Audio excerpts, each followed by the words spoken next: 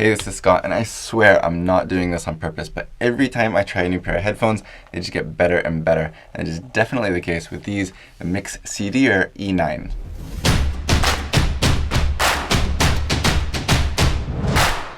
So getting right into it, one of the first things I do want to mention is just the fact that these are rather large. So if you're looking for a compact pair of headphones, I wouldn't say that these are the ones to choose. They do also come with a carry case, but that's even larger. So well, it's nice to have a hard, semi-protective carrying case. I'm probably not going to use it. I'll just fold these up because these do fold up rather compact, and I'll just throw them in my bag like this. But in terms of design and the carry case, they're not the most compact on the market. On the upside though, these have got to be some of the most comfortable over-the-ear headphones that I have tried, especially in that budget range, and at about $60 these do still very safely fall within that budget range. I mean, when I put them on, they seriously just feel like they're hugging my head in like the best way possible. They fit around your ears, not over them, so you don't have to worry about your ears feeling the pressure of the headphones on there. They clamp down tight enough that they don't fall off, but they're not overly tight that they get tiring after a while. You can wear these for a long time with no problems at all. The headband itself is very well padded, and of course you can extend these. The ear cups do rotate, so if they need to rotate to fit on your head a little bit better, they can do that. The padding is very, very soft. It doesn't get tiring. My biggest concern is that it's going to wear out over time, but if it remains like this, these are incredibly, incredibly comfortable. In terms of design, there's nothing overly new here. You have your power switch, you have a plus and a minus button, which will adjust your volume and also skip tracks for you if you hold them down for a couple of seconds. You have your active noise cancelling switch on the other side. You have ports for charging, which these will charge in about 2 or 3 hours, and the batteries will last up to about 30 or maybe 25, somewhere around there if you're using the active noise cancelling, which is a pretty impressive battery life, and it seems very accurate from what I've done so far. And you also do have a port to plug these in with a 3.5mm jack. You have a little light on here to let you know that the power is on. There's also a light on the active noise cancelling switch, so you can see when that is on as well, because you do want to make sure you turn it off when you're finished using them so you don't drain the batteries. And you have a little built-in microphone here, so you could use these for phone calls and things like that as well. Hey, so this is some audio from a telephone connected to the Mixcder E9 headphones. The audio is actually pretty clear. I can hear the audio from the other side also a little bit more clearly than just the standard phone actually. So the audio quality for phone calls is also pretty satisfactory, I think. And yeah, this is what it sounds like.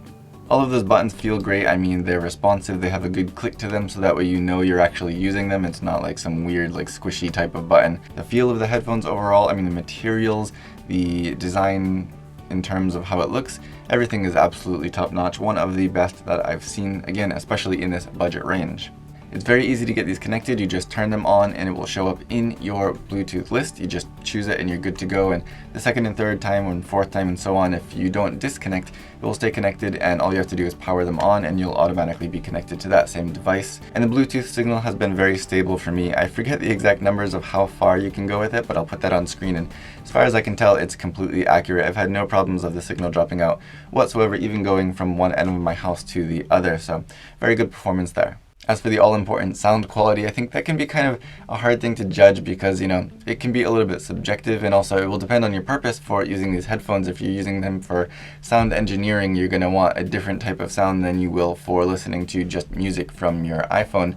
Or if you're watching Netflix, you know, maybe you want a little bit of a different sound too, and it will depend on what genre of music you listen to as well. But for me, the sound has been really, really great, especially with the active noise cancelling turned on. With it turned off, I feel like there's a little something missing somewhere in there, especially maybe in the midtones. But when you turn that active noise cancelling on, it really kind of kicks in and gives you a nice full, even sound with, you know, nice, rich bass, warm bass tones, and very clear highs with, you know, a nice spread in between. Now tell me the truth. Don't make me wait too long. You have to prove that I shouldn't move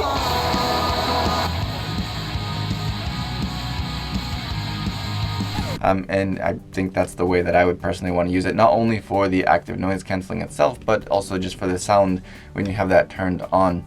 When you turn it on, it also does kind of kick up the volume a little bit, so be aware of that if you're switching back and forth. The active noise cancelling, which I have turned on right now, which is really weird because it makes my voice sound so much different. it works well enough. It's not going to cut out all the noise. So like I can still hear my voice right now, but my voice being a little bit low, it changes quite a lot because I feel like this active noise cancelling cuts out a lot more of those lows and mid tones.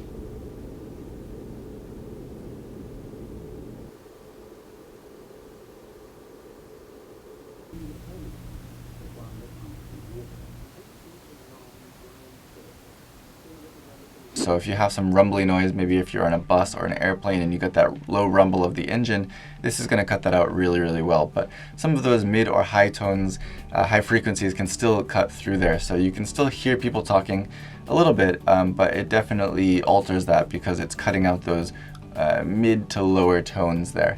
But again, for me, those are the most distracting, especially if you're on an airplane or a bus or something like that. So this is going to be, for me, again, a good balance, I think, of noise cancelling, where it's not so dangerous that you can't hear anything that's going on around you, but it's gonna, I think, cut out some of the most distracting frequencies, and I think that's the reason that they developed it this way. So if you don't want to spend the big bucks for a pair of headphones, but you want something that will perform amazingly and feel amazing, these are definitely some of the best that I've tried so far. I have also reviewed some others that were a little bit cheaper than this, or maybe around the same price, and those are great too, but I do have to say that these are, so far, my favorite pair of budget over-the-ear headphones.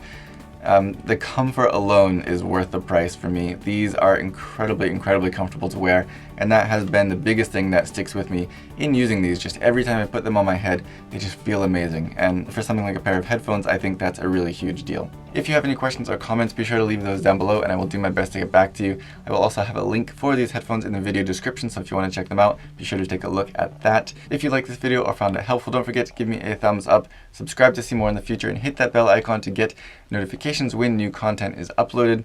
As always, thank you for watching.